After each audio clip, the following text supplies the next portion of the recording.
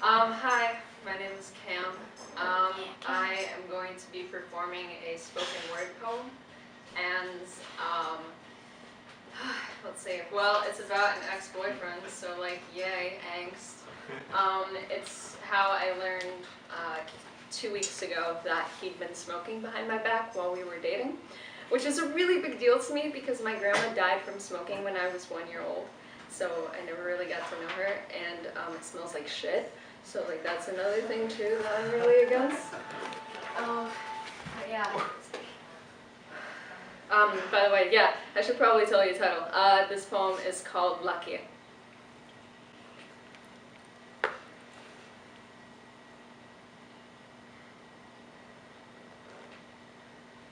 You begged all of our friends not to tell me that there was someone else.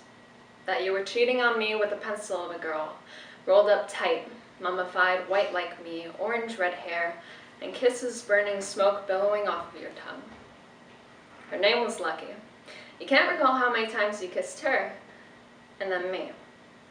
She became your 3 a.m. drugstore impulse buys, hookups with her, harboring cartons in your front pocket, and my concerns in your back.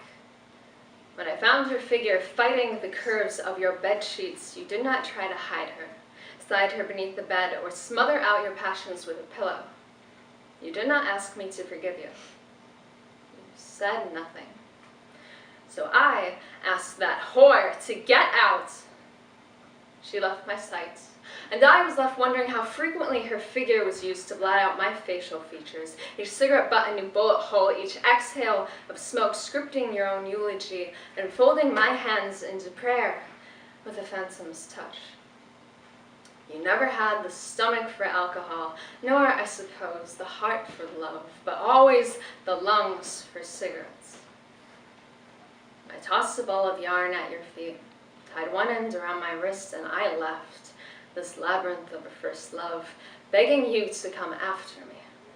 Crawling, you played cat's cradle with my heartstrings, wove Jacob's ladder and Eiffel Towers beneath Chicago's skylines. You were so tall, especially when I was brought to my knees. You're a devil, you know. You fell as smiles do at funerals.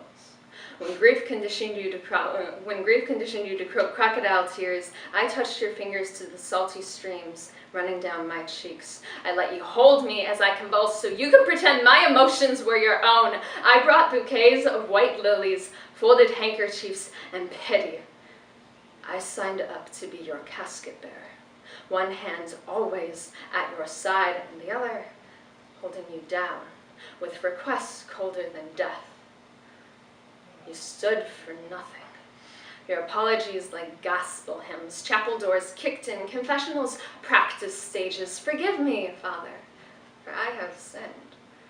Stalling my rage, bothering to relive unquestioned chapters, enraptured epiphanies, certainty that I was in love with you. Till death do us part. Darling, you are not dead to me. I'm dedicated to unpredictably lengthy masses with burning incense. I've gone through Kubler-Ross's grief cycle sevenfold, but these clenched fists do not hold anger. They are meant to keep out handfuls of dirt. I am willing to unwind twine knotted in frustration like coffins caving under the weight of recovered earth. I can cover bullet holes with mortician's care. All you need to do is find me as you find yourself. I suggest you start by cutting loose that whore, the one that gives you burning smoke lies billowing off of your tongue, for she is anything but lucky. Thank you.